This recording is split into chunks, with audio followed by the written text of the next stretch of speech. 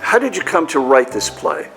This was my pandemic play. During the pandemic, I was watching a lot of Turner Classic Movies and a lot of film noir was being shown. And I fell in love with the rhythm of the dialogue. And I thought it would be fun to write something with all the twists and turns of that sort of plot line, but also in a comic way. You know, not necessarily to make fun of film noir, but to really love the rhythms of the dialogue. And I thought there were a lot of opportunities to be silly, which I tend to find just about everywhere. So for you as the writer, what is the theme of this play? The theme is probably, betrayal. And I, as a wise director said only a few minutes ago, I see that as a tremendously American thing. It's tragic, but it's also hilariously funny in this way. But yeah, I see that sort of betrayal. And if you know me, you get my Spy Wednesday emails the Wednesday before Easter, and that's all about betrayal as well. And this will be something from the cutting room floor. Okay, in the 6 years you've been running Best Medicine Rep, have you seen an evolution either in kinds of plays we do here or kinds of audiences we get? The audiences have expanded, which is fantastic, and that's not just because of the concessions in the lobby.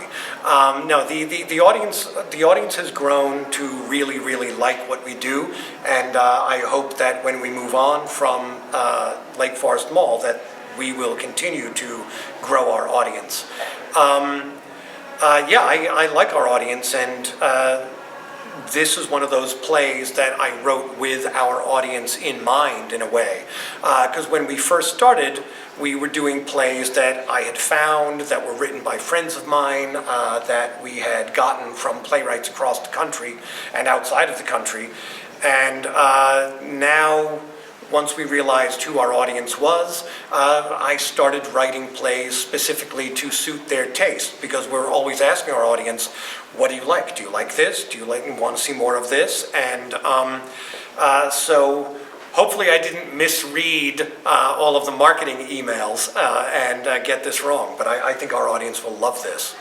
And as you watch the cast rehearse, have you found things that you didn't realize were in the script? Well, actors always bring far more to it than I ever could, and certainly Stan's concept as a director has added a great deal to it as well. I've worked with all of the actors before in different capacities, and so, casting is really about 70% of what you need. A good script and good directing, 15% tops for each of them. But when you get great actors, you're going to have a really good and funny production. Tell me about Elizabeth Kemmerer's costumes. Well, someday I plan to marry that woman. No, her costumes are wonderful. She is amazing. I have asked far too much of her over the past 6 years. But I guess I asked too much of her when I asked for her hand back in 1990. So luckily she has given me that and great costumes for the past 6 years. Yeah, if you go through the photos along the back wall of our space and the scrapbooks that we have in the lobbies, you'll see just one spectacular set of costumes after the other. And she does it all. And still manages to stay married to me. That's the impossible thing. So what's it like for you to what's it like for you to deal with a director like Stan Levin, specifically Stan Levin? I love working with Stan. I really do. Stan brings a lot to the material. Stan respects the material even more than I do. And he's great to work with the actors. And when you're dealing with comedy, I met Stan through Becky Herron,